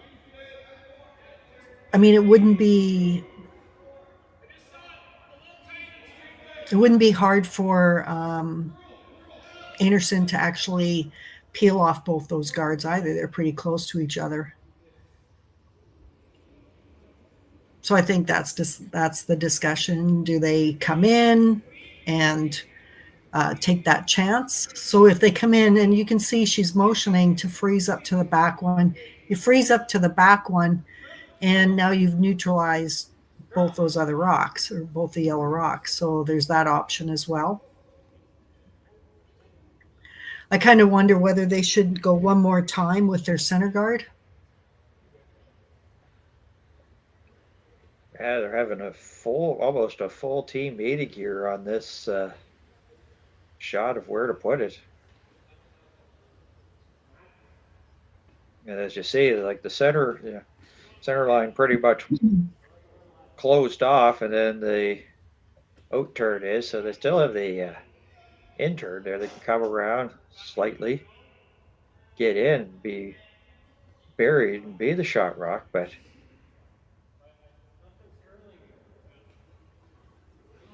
taking a good long time to discuss this here. Yeah. Well, they just, even though, like as I said, like it was they've sort of been chasing this one, but they've had to make key shots and have made a game of it after giving up that 3 in end number 2. And know that we're in the late stages of end number 6 in the game as well. So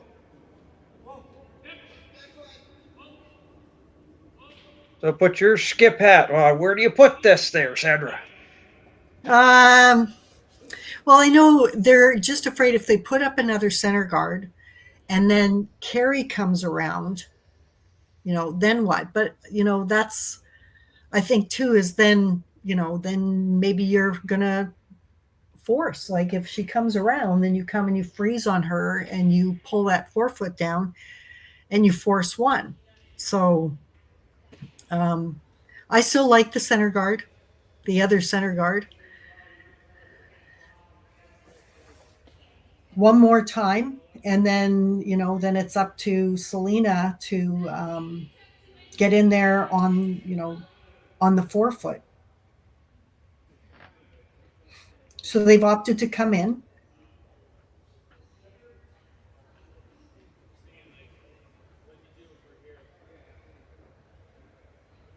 Biter there, the top 12, and Biter, and just hanging on to the back 12.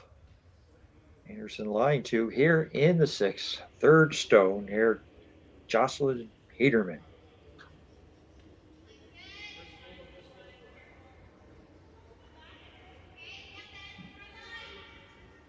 Once again, the front end on it. The sweepers have earned their keep here in this game here between Einarson and Laws.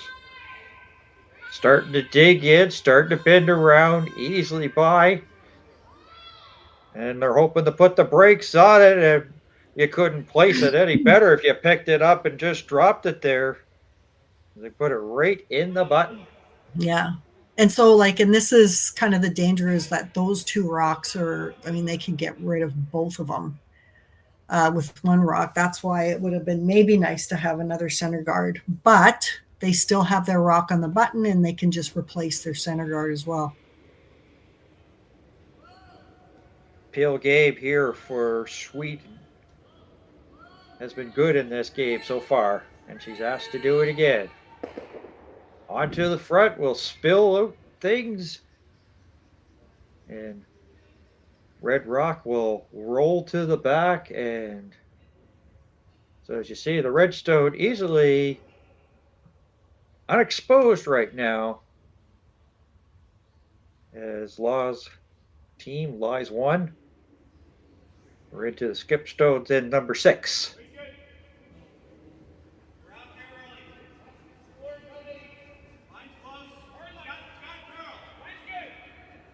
Once again, this time,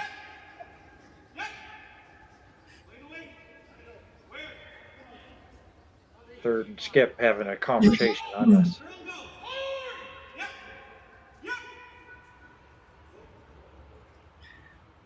Yeah, so if their goal is to steal, then they need to put their center guard back.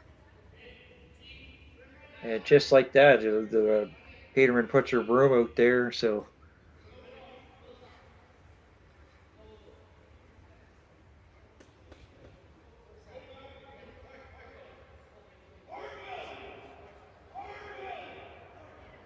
got to give credit here for Selena here in,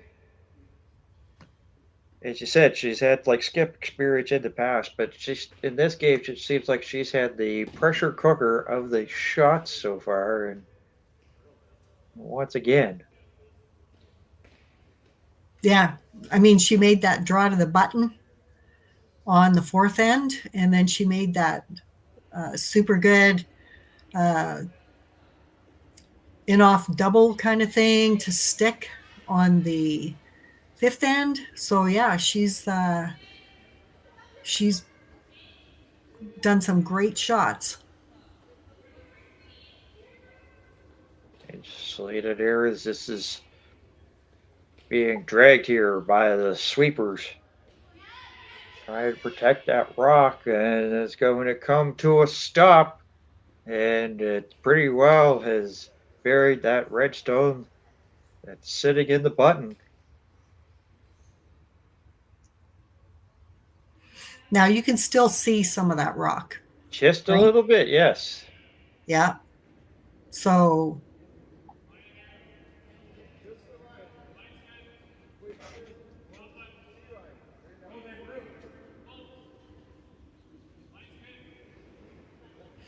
she's going to do the run back.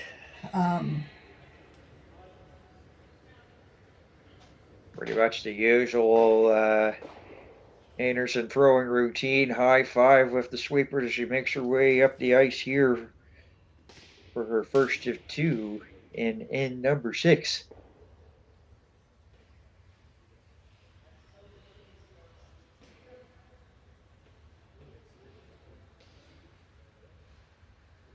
My broadcast colleague Sandra McMakin says, run it back. Let's see what Einarson does. She has a hammer here in 6. The rocket, is it floating? It's kind of floating out. Also remove and lose the shooter. So a little door opening here for Laws. She stole one in the 5th. Team Laws, that is, of course, as we mentioned off the top. Laws ready to rejoin this team soon. Having child number 2, so congratulations to her.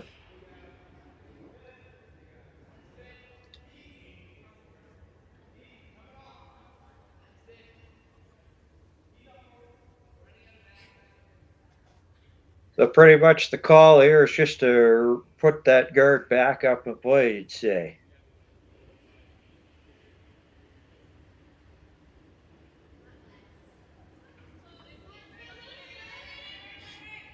Final stone for Team Laws here. They're without the hammer here in N6.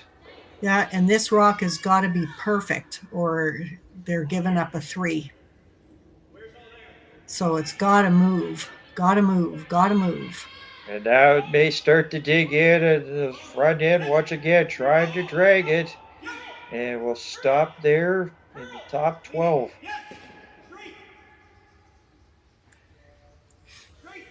As you see, there's probably half a rock on the towards the center line there.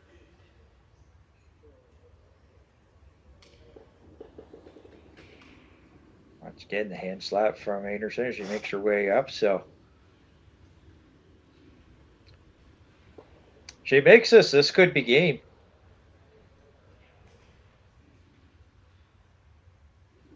Yeah, she really only has to hit it, on the nose. That's all. And her shooter will stay and both those rocks will go. Maybe off nose a little bit, but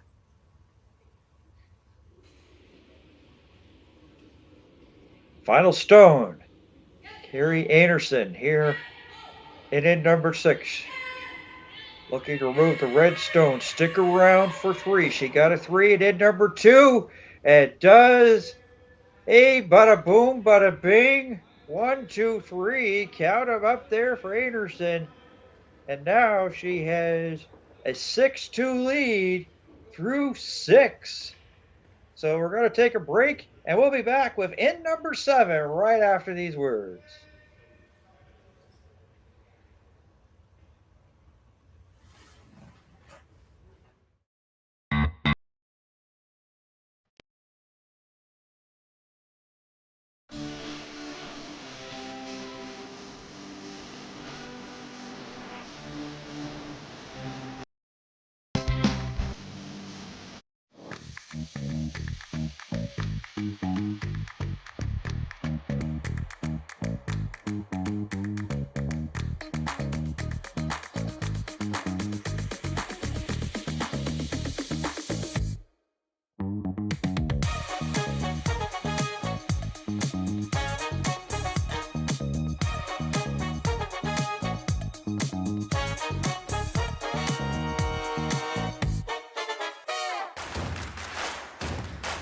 Imagine being able to stream every curling game from every sheet from any event, be it your Wednesday league game, bonspiel, or corporate event. Curling Stadium offers an all-inclusive streaming solution featuring high-quality cameras, ease of use, great reliability, and minimal installation. Offering your sponsors customizable ad space on your streamed curling games and being able to sell video packages to your corporate events for increased revenue. With Curling Stadium, you can stream to any device, be it your mobile phone, tablet, or computer. Push the feed to your desired platform, be it Facebook, YouTube, or any other social media. Curling Stadium is simply the way forward. Where it's commonplace in other sports to televise every game, we want to do the same. Curling is a global sport, and it's time it gets the coverage it needs. Make your curling club the next curling stadium.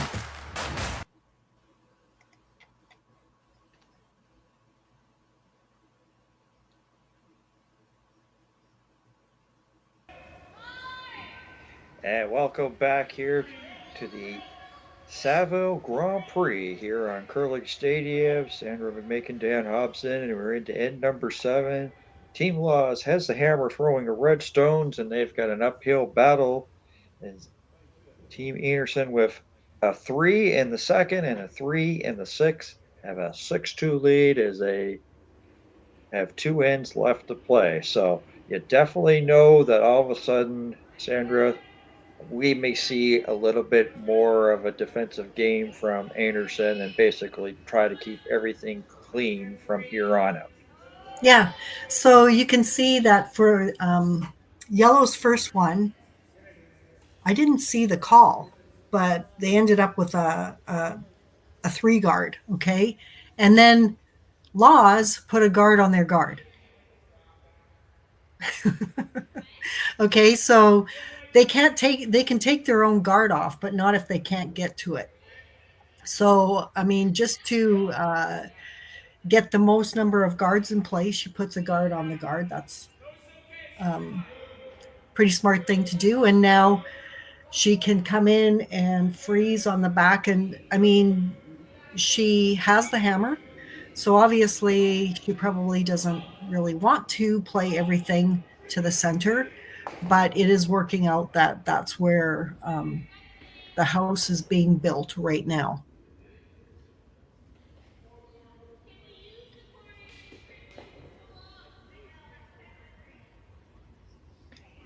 And for Team Laws, pretty much. And the thing with they won a lot of rocks in play, but another thought just came into mind is that definitely Einarson would love Laws to even probably just take 1, but even giving up 2 won't be so bad with a 4-point lead. Yeah. Yeah, I mean, she could give up 2. She could probably even give up 3 and come home with the hammer up 1, and she, would be in a position of strength. So right now, any rocks in play actually are a bonus for Team Laws, because you need rocks in play to generate points, and it doesn't matter what color they are. So you can just use their rocks against them,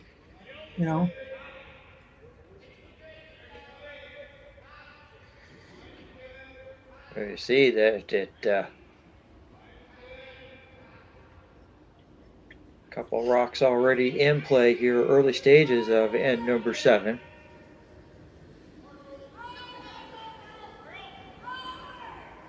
Brusher's pretty much on it as soon as it left the hack, as they now come around, starting to tuck around.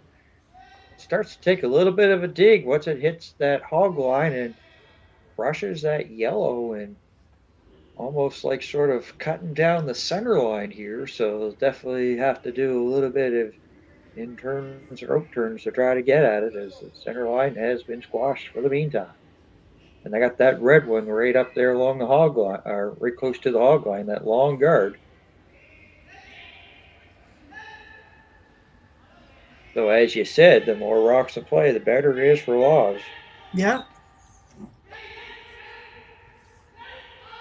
Yeah, a funny feeling that maybe all of a sudden the later stages of the end, you might see Einarson and all of a sudden put up the big weight and start to peel some of this off. Yeah, she'll probably, blow up the house, blow up the front of the house anyways. Like I said, this is usually where it starts to take off and starts to dig in. Another rub and bounce it off and just bite a bit of the 12 to the third shot.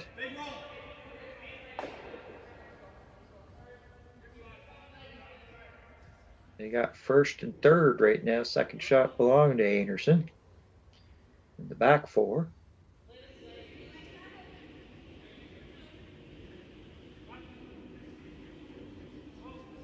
going to make a play on just that previous rock that was thrown.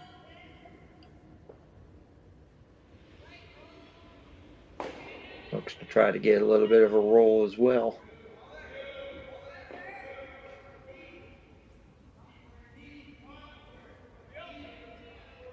But sometimes you get in this, the skip may be calling for a shot, but also probably good communication here to maybe talk to the players and say, well, what do you feel more comfortable doing, correct? Yeah, so, they're up 4, right? And they don't have the hammer. And generally, hit what you can see when you don't have the hammer. Okay, so that rock is wide open. It can't score if it's not in the house. They can give up 1 or 2 or even 3, and they're still going to be in a position of strength. But if they eliminate red rocks, and sort of box things in to make it difficult for Team Laws to get, a big end, and a big end would be anything really more than 2 for them. Bring that game close.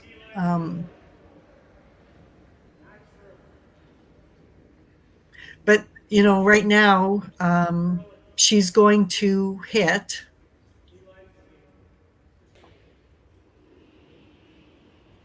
And try to move things around on the front of the house so she has a few more options. Yeah, it's definitely some blockage there. Right down the middle. Big weight. And we'll chip both of those rocks. The shooter will go to the side as well, but it sort of cleans a little bit of an open path there. As the shooter rolls out, as I mentioned.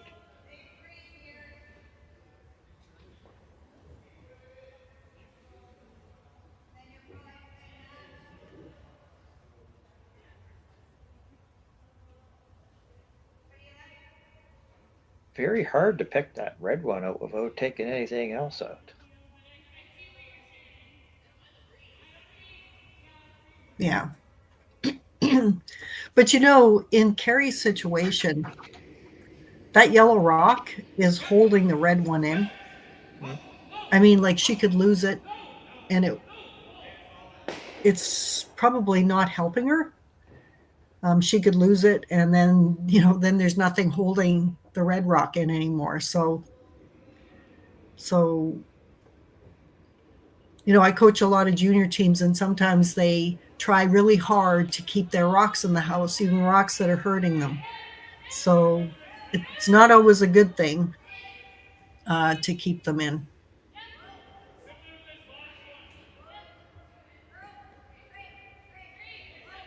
As you see, once again, it gets past the hog line, it starts to bite and takes in, and they'll bump the red one.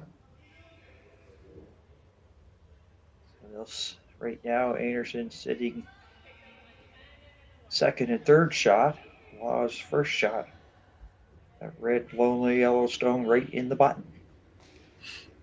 Yeah, so Selena is just going to, play a little bit of a tap, move things around, keep those rocks in play so they're at the back of the house, as catchers for their rocks.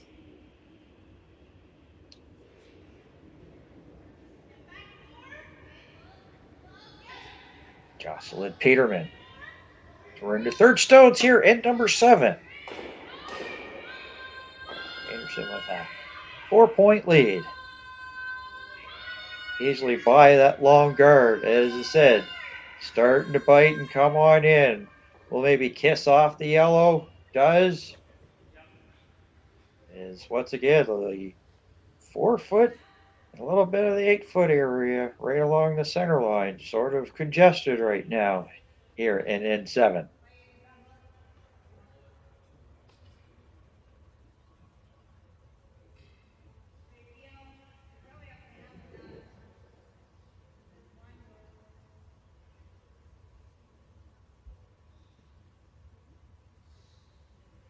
Val Sweeten going to come down and have a talk as she's left the hack and is, as you see, right there in the center of your screen.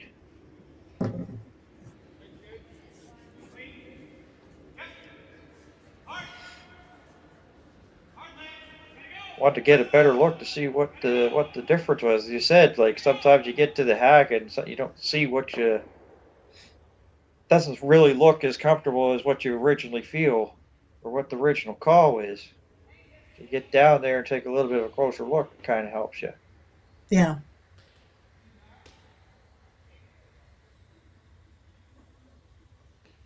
It looks to me that they're gonna. It seems like for Val Sweeting in this game, she's done a lot of like guard removing, has been asked to do it once again. They're gonna go after the long laws guard there, just tucked in. As you see, get a piece and roll it out. Shooter rolls out as well. Yeah. So she's just gonna, play like backline weight or maybe a little bit more just to move things around. I don't think that she really wants to get rid of a bunch of stuff because we have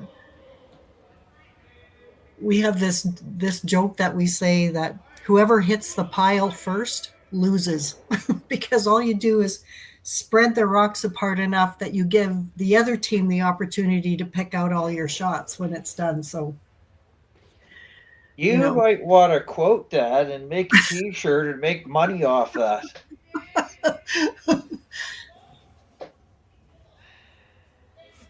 Put it up at all the curling clubs across the world, United States and Canada. Yeah, because it was like we played this one. Start yourself an early retirement fund. Yeah, we played this one team one time. Actually, they were and I was coaching. So we played this team, and it was Bing Yuang from China. And they had, those guys were just freeze on everything. And we were watching them play other teams and just perfect freezes one after the other. And finally, somebody would come down and they would like try and blow that pile of rocks apart. Well, all you do is move things apart just enough that then she comes and takes out all of your rocks because you've spread everything out for her. So that became the joke, is that whoever hits the pile first loses. That's a great story. Well, there definitely is a big pile there, pretty much in a string. It almost looks like, even though it's a little different color, a Christmas tree from like drag racing when they have those lights that light up. It's almost like that right now.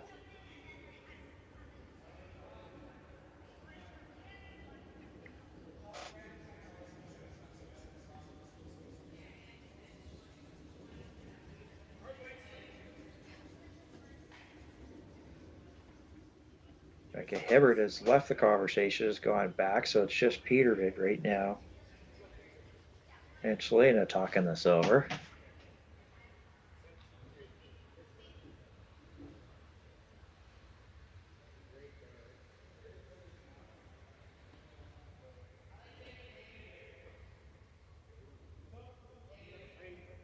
As I said before, Einarson would be happy if the team loss took one, and that's what right now at this point in this seventh inning that we are looking at is the one, and it would have Hammer at 8 and pretty much make loss run out of stones in the 8th.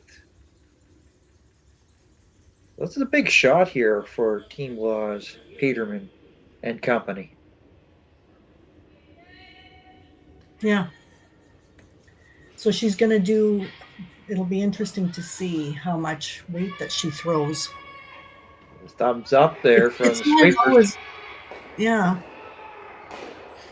Gets a little bit of a separation and got third shot out of it. So what did I say? Whoever hits the pile first. Whoever hits the pile first loses. Now those reds, again, it's it's a tough shot, but there is a double there. Yeah, and the thing is that The center path is completely open, as the viewers can see on the screen as Kerri makes her way up here. We're into skip stones here in the 7th. Yeah, There, that might that have is. been that Sorry, might have go been ahead, just Mike. a touch too much weight. It might have been like it would have been, if some of those rocks had stayed a little closer, as catchers and stuff. I think that they would have they would have had more to work with for Team Laws. Skip stones here at end number 7, the first of 2. Einarson on the way. She had a beauty there in 6 to get 3. Looking to try to spill some red garnet. 1 and would jam on the yellow, but still removes it. But the red stone stays there, so still Laws lying 1. With Einarson lying shots 2, 3, and 4. Team Law says, well, we've got 1 here in the bank. How do we get another? Yeah.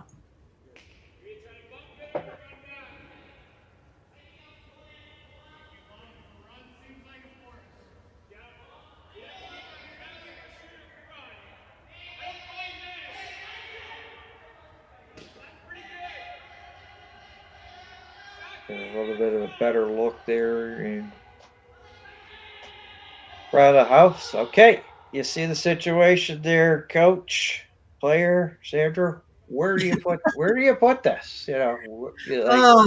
This is a tough one. Really, it would be nice to keep a 3 in play, but you're really fighting for a 2 here. So I don't know, what happens if you angle freeze on the front, on that front yellow?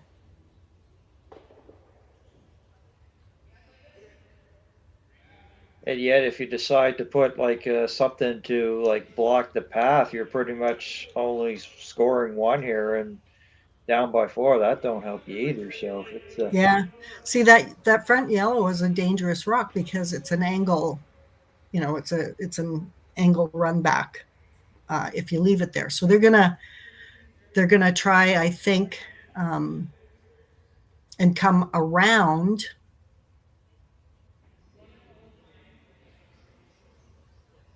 So, yeah, it's a tough shot. I kind of like the angle freeze on that yellow to take away the run back and keep a red rock in play, make it harder to get to the shot rock. Still leaves you a draw around the other side.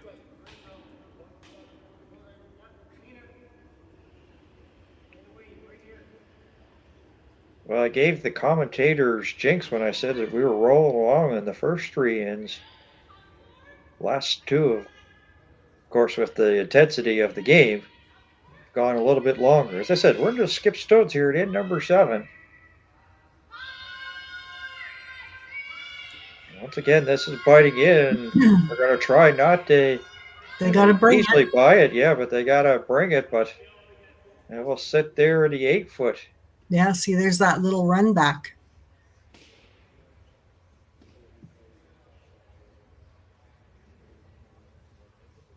Well, that's the thing, is that they need stones in play to try to get back trailing by 4. But when all of a sudden you're putting stones in and there's a lot of stones in play to begin with, and Einarson has the ability to do run backs, doubles, and everything like that, it almost gets into your head. Well, where am I going to put this where I don't leave a double for or a run back for?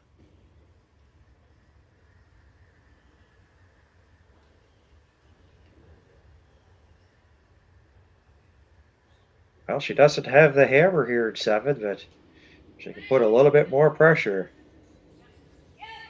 Kerri Einarson of Team Einarson here. For her final here in 7.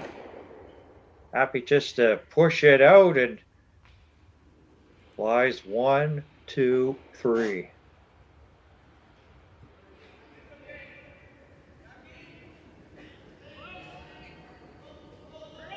now it's almost like the team lost is hard pressed to, well, they're going to have to fight hard just to get one. Yeah.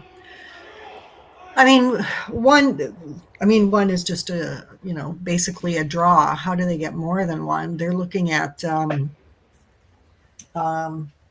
sort of a run back. Like, can you, it's just unfortunate that that her first draw didn't come in another 4 inches to get like third shot, because then this would be a hit for 2 at least.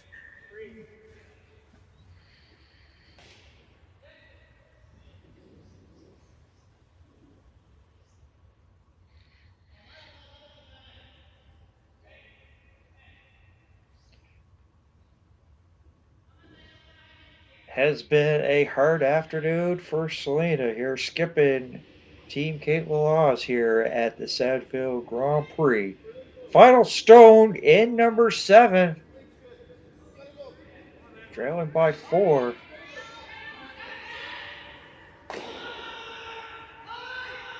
Punches it out. Oh, she gave up one. Gave up one, so got to be 7-2. Let's see if they decide to carry on into end number 8. Let's stick with this just a little bit, guys, but it looks like they will. So we will step aside and we'll bring you the 8th and final end after these words.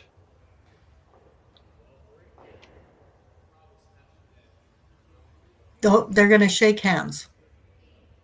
Okay, so after slight decision, they are shaking hands. Team Einarson with a 7-2 win over Team Laws in 7 ends of play to punch their ticket into a final. So, Sandra, final thoughts here on this one. It was a good game. I think that, Team Einarson just, they were just a little bit stronger team. They made more full shots. Team Laws had some half shots that I think cost them, especially on the 2 ends that they gave up 3.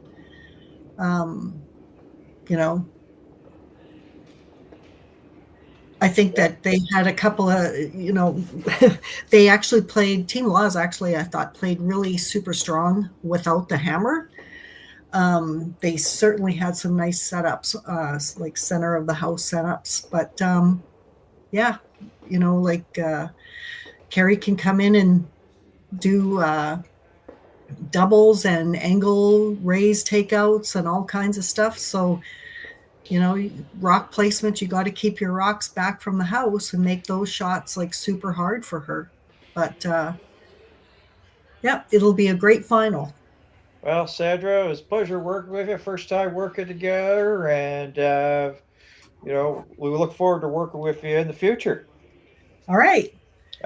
So for Sandra McMakin, as well as Director James Gordon and the rest of the Curling Stadium crew, my name is Dan Hobson. Thank you for tuning in to the Saville Grand Prix Curling on Curling Stadium, and we wish you all a very good night.